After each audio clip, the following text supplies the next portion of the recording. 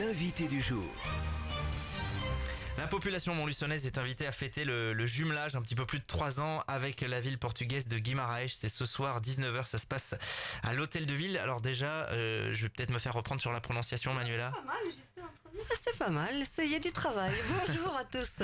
Manuela de Castro-Alves, donc adjointe au maire en charge des festivités qui est avec nous ce matin et originaire de la région de Guimarães. Oui. Merci d'être avec nous. Et puis Jean-Charles Schill, bonjour. Bonjour. Adjoint au maire en charge également de ces questions autour des jumelages notamment.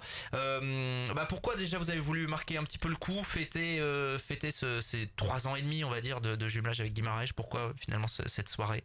Oui, bien, vous savez, le maire de Guimarães souhaitait une maison de Guimarães et donc en lançant un peu cette fête aujourd'hui, c'est lancer la saison touristique. Donc on souhaite à l'office de tourisme de Montluçon avoir un point où les Montluçonnais pourront se renseigner pour aller à Guimarães. Donc il y a un film touristique donc ils auront à leur disposition, ils auront de la documentation, ils auront une exposition d'objets artisanaux. Donc ce sera un peu la maison de Guimarães à Montluçon, l'office de tourisme. Et c'est vrai que la destination Portugal est à la mode actuellement. Beaucoup vont au Portugal. Il y a des possibilités à l'aéroport de Clermont-Ferrand d'aller sur Guimarães à pas trop cher, puisqu'il y a 2 liaisons par semaine maintenant. Donc c'est possible. Et puis Guimarães est une très très belle ville et nous vous invitons à aller la découvrir. C'est un peu le berceau du Portugal. C'est vrai que l'origine du Portugal, c'est un peu Guimarães qui est lié à cette origine. C'est vrai qu'au départ, avec ce jumelage, il était question donc de ce lieu ressource finalement. C'est ça le but, c'est la maison de Guimarães. Voilà, on était un peu long à le créer, c'est vrai. Et de la même façon, à Guimarães, il y aura un lieu ressource pour Montluçon. Donc on espère que donc à l'office de tourisme de Guimarães, il y aura la possibilité de trouver de la documentation sur Montluçon, un film sur Montluçon qui est en préparation et qui sera terminé pour le mois de juin. Donc à partir du mois de juin, les gens de Guimarães, les habitants de Guimarães pourront découvrir ce film à l'office de tourisme de Guimarães et j'espère qu'ils auront envie de venir à Montluçon, découvrir notre belle ville, la vallée de Montluçon également. Je crois que c'est un bon échange entre nos deux villes, deux villes qui ont de bonnes raisons d'être jumelées, je crois, parce que il y a une communauté portugaise particulièrement nombreuse à Montluçon et dans les environs, puisqu'on dit qu'il y a 5 à 6 000 Portugais originaires de Guimarães qui sont ici. Ouais, alors justement cet aspect historique de lien entre les deux villes n'est pas forcément connu, Manuela. Ça vient d'où finalement? Alors c'est vrai que on se pose souvent la question pourquoi les Montluçonnais de Montluçon viennent tous de Guimarães. Voilà. Ah, c'était mieux là, c'était mieux que moi. Oui, sur la effectivement, je prononciation. le dis Bravo. un peu en portugais. Et c'est vrai que alors c'est souvent aussi l'histoire, c'est souvent aussi par connaissance de connaissances en fait. Et dans les villages, on partait souvent ensemble pour pouvoir effectivement aller trouver une vie meilleure ailleurs. Et donc c'est vrai que la population de Guimarães est plus sur cette partie-là de la France. Braga qui est à côté, qui est aussi un district, qui est le district donc de la région de Guimarães. Et ben là, par contre, ils sont plus sur Clermont-Ferrand, vous voyez. Et pourtant, ils se touchent. Hein. Ouais. Voilà, c'est de connaissance C'est-à-dire qu'il y a eu des pionniers qui sont arrivés en premier ici et derrière ça s'est enchaîné pendant plusieurs décennies en fait à la fin de la guerre. Tout à fait. Et c'est vrai qu'à Montluçon il y avait aussi des associations. Il y a eu une association notamment, celle de Madame Diaz, qui était bien ancrée à l'époque de cet exode, de cette immigration, puisque on parle d'immigration, c'est comme ça.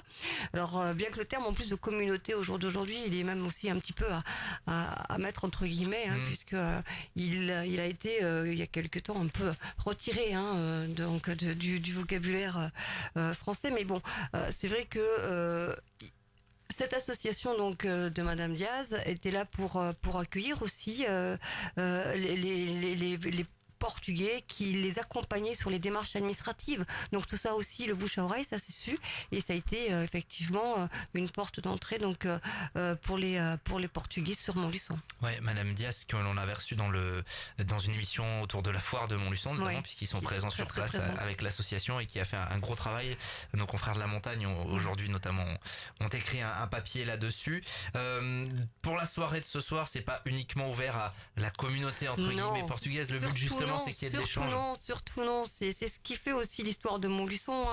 Hein. L'histoire de Montluçon, c'est aussi celle de femmes et d'hommes venus d'ailleurs. Donc c'est tout ça, sous cette culture qu'il va y avoir autour effectivement de la fête du jumelage de Guimarães, mais c'est l'occasion aussi pour passer un bon moment convivial avec tous les Montluçonnais. Alors donc c'est à partir de 19h à l'hôtel de ville. Jean-Charles Schill, quel est le programme? On nous annonce une soirée très conviviale. Voilà, soirée très conviviale.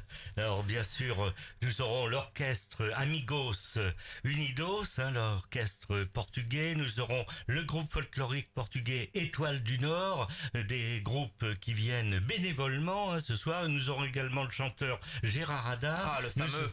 Voilà, On salue Gérard s'il nous Hadar, écoute. bien sûr, que l'on salue.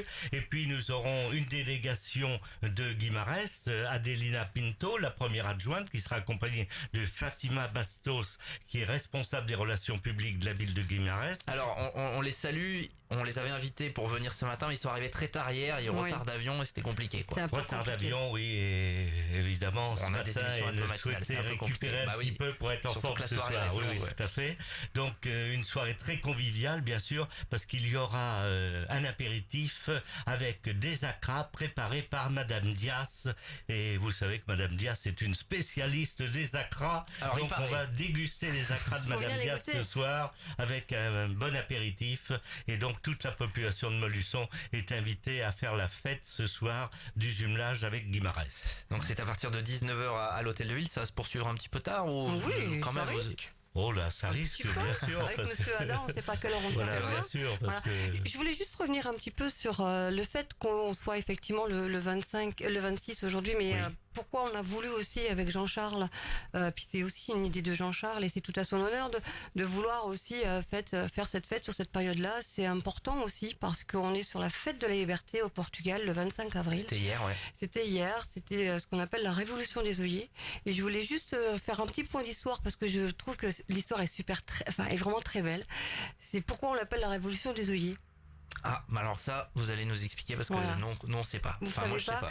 C'est bon, le matin du 25 avril, sur les radios de l'époque, c'était effectivement, on sort de dictature, les chants révolutionnaires, donc la population qui s'élève contre cette dictature, et donc les militaires qui étaient avec le peuple, qui sont retournés et qui accompagnaient le peuple, aux côtés du peuple, et ils sont passés devant un marché de fleurs.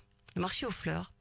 Et donc ils ont acheté des œillets et ils ont mis sur chacun de leurs fusils, au bout du canon du fusil, un œillet. Et D'accord. ils ont défilé dans les rues avec cet œillet au bout du canon, au bout de leur fusil. Et voilà l'histoire donc de la révolution des œillets. Et je trouve que c'est une super histoire, c'est une super Anecdote. anecdote, mais à connaître parce que effectivement c'est aussi une révolution qui n'a fait que 6 morts. Enfin, je dis que parce qu'effectivement on s'attendait à une révolution à faire énormément de victimes et c'est une révolution qui en fait n'a fait que 6 morts. Voilà pourquoi Voilà. cette date du 26 avril n'a pas été choisie au hasard. Donc on rappelle ce soir, on fête le jumelage avec Guimarães, ça fait un peu plus de 3 ans.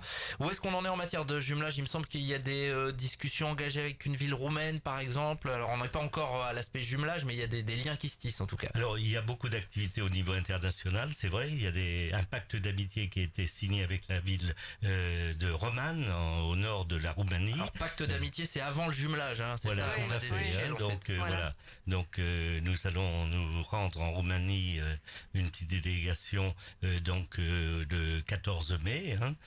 Donc, je crois que c'est une ville intéressante, la ville de Roman. Et donc, on va essayer de voir ce que l'on peut faire ensemble. Et je pense qu'il y a des choses à faire ensemble. En tout cas, au niveau international, il y a beaucoup d'activités actuellement. Et on mise sur la jeunesse. Donc, nous avons 35 jeunes qui reviennent de Hagen. Donc, 35 jeunes sportifs sportifs qui ont fait un stage d'une semaine pendant les vacances de Pâques sportif, un stage sportif à Hagen en Allemagne. Donc nous avons 4 jeunes qui vont aller à Igualada pour participer au Parlement européen des jeunes. Donc là c'est encore une activité intéressante. Début mai. Nous avons fin mai donc des jeunes qui vont aller participer, des jeunes du conservatoire de Montluçon qui vont participer à un concert avec le conservatoire de Leszno en Pologne. Ouais. Et puis nous allons recevoir des médecins vietnamiens au mois de juin. Vous voyez, il y a toute une activité internationale intense au niveau de Montluçon.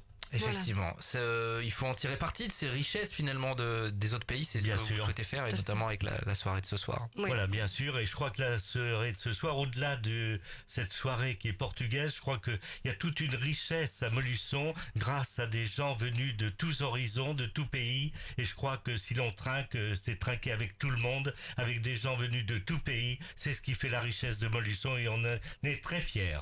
Complètement. 19h, 19h ce soir à l'hôtel de ville pour déguster notamment les fameux acras de Madame Dias. Donc, et ça se passe donc ce soir pour fêter ce jumelage avec Guimarães. Guimarães. Voilà, c'est encore mieux. Merci à tous les deux d'être passés à notre Merci micro à ce vous. matin. Bonne continuation à tous ces aspects autour du jumelage. Et puis on salue les 5 à 6 000 habitants de bassin Montluçonnais aujourd'hui, Oui, originaires de Guimarães, donc, et qui pour certains en tout cas nous écoutent, ça c'est sûr. Ça, On c'est les sûr. connaît, on les salue. Merci, 7h56, on va continuer le direct dans un instant. À ce soir. L'invité du jour.